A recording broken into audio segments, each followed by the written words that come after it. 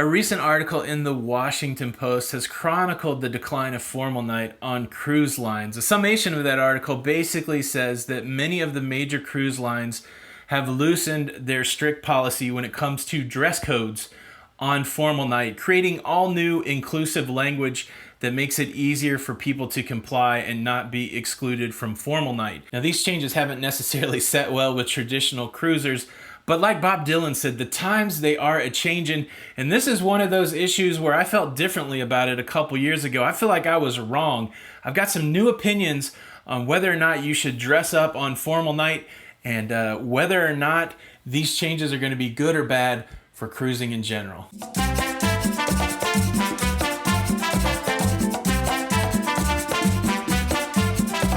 Hey, what's up everybody? Tony with Lido Loca. Welcome back to the YouTube channel. Look, I got a deal for you. If you are looking for cruising content with some frequency, I will be happy to give it to you. The way to get it is to hit the subscribe button with the notification bell turned on. You got to ding the bell, and that way you won't miss out on any of our uploads. Okay, so let's talk about formal night. And before you dismiss it and say nobody cares about this, I just want to tell you about a little poll I did at the Lido Loca cruising community on Facebook. I asked a simple question: do you dress up on formal night?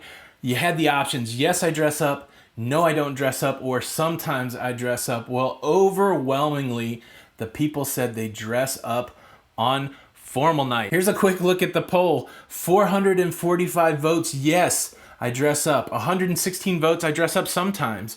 And only 79 votes of people who said I don't dress up at all. So just from that sampling of a few hundred people, people like to dress up for formal night.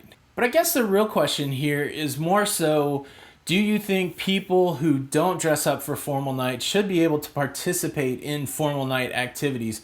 Normally you can get your picture with the captain on formal night activities. He's in his dress outfit. He's all dressed up. Do you think some schlub in shorts should be able to go up there and take part in the champagne toast and get a picture with the captain? Should the person who doesn't dress up, should they be able to go to the MDR and have the formal night dinner, as it were? That really is the rub here. That's the question. And a lot of the pushback comes from people who say, look, I went through the effort to dress up.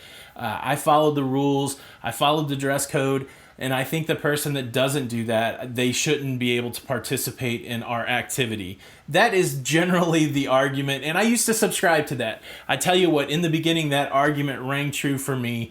I believe that, look, if the cruise line said you have to act a certain way to go to the MDR on formal night by the way that you dressed, then if you don't follow those rules, you should just huff it over to the buffet and keep your mouth shut. Now my thinking has shifted a little bit, and maybe the cruise line's thinking has shifted a bit too, as we do see they are relaxing the dress code rules for formal night. I've been having this evolution in my thought about cruising. I've been saying the phrase a lot, cruise without compromise. And to me, that cruise life is that life where you can do whatever you want, whenever you want, without much restriction. Now, obviously, you could take this to the extreme. I don't mean that you're cruising without compromise should infringe on somebody else's personal safety or any of those kind of things.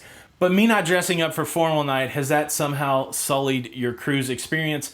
And many people that you talk to say, I don't care what other people wear for dinner. I just like to dress up, and that's all good. So why do you think the cruise line would make this change? Why would they make formal night more inclusive? And I think that's the key. I think inclusivity is the word there. I think there is a stereotype in cruising that comes from the days of Titanic, that cruising is about classism, that it's about elitism. And I think the cruise lines, to draw a bigger audience, they're trying to do whatever they can to remove those stereotypes of classism and elitism. And I know you're saying, look, everybody can get a collared shirt and a pair of slacks, but that may or may not be true. We do not know everybody's circumstance. A lot of people scrimp and save and put every bit of money they have to go on their cruise vacation. And buying an extra outfit, buying nicer clothes may not be in the cards, especially if it's something you're only going to wear one time. I know there's periods in my life where I didn't own a suit, and most of the time I don't need a suit. The world has changed in a way where there's not much of a requirement for a suit. Religious institutions have gone to a more casual dress code. Businesses have gone to a more casual dress code. There's not necessarily events in everybody's life that requires nice clothes or elevated clothes or suit clothes. You know, I think this is what the cruise line is recognizing, and I think they don't want to try to put extra burden on new customers that they're trying to draw into the space by saying, come cruising with us.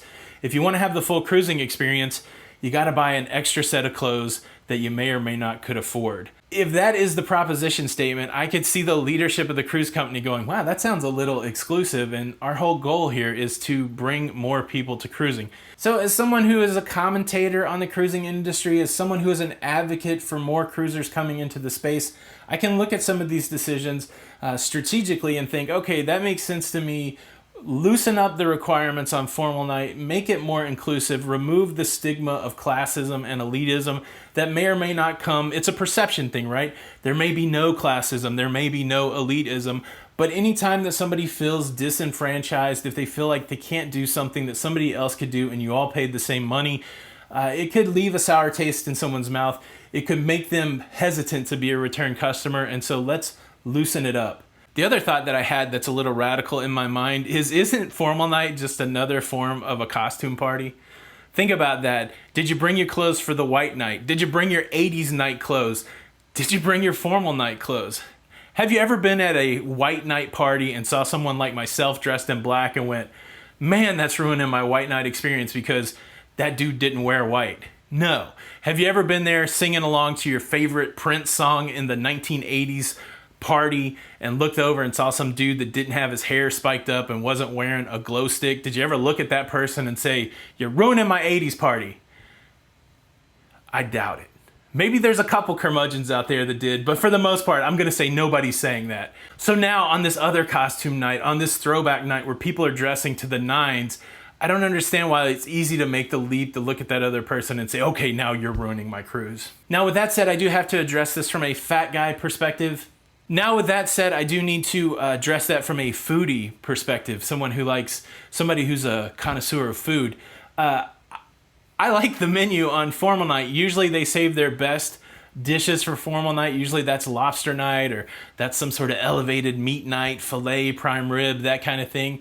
And so, yeah, I paid my money. Just the fact that I didn't bring a suit, now I can't have the 5 lobster tails. I've never eaten 5 lobster tails, but you get what I'm saying. So I do believe this is about inclusivity, much less than trying to destroy traditional cruising. And then finally, there is a component where I think people just don't like change. They like to argue about things. They like to second guess everything that's going on. And I think that's great because I get to sit in the middle of that conversation and flip-flop my opinions all over the place. So that is my take on formal night. I do think it's a move to make cruising more inclusive. I think it's trying to cast the net wide and catch as many fish as possible to come on the cruise ship and hang out. And I think as they break down these things that seem like barriers to people, I think that it's going to make a stronger cruise industry. It's going to be sad because things change. People like tradition. I understand that. But I think if we start thinking of formal night more as a costume night and not really worry about what everybody else is doing on their cruise, I think it's going to be less stressful. I just did that video about reducing stress on the cruise. I don't think I called it out specifically, but not worrying about what other people are doing is another one of those ways that you can reduce your stress. So that's my take on formal night. I would love to hear your opinion. Do you like to dress up for formal night? If somebody doesn't, does it ruin your cruise? Let's have the conversation below in the comments. If you enjoyed this video, please hit that like button again. My name's Tony for Lido Loca, and until the next time, we'll see you on the Lido in a tie. Or not.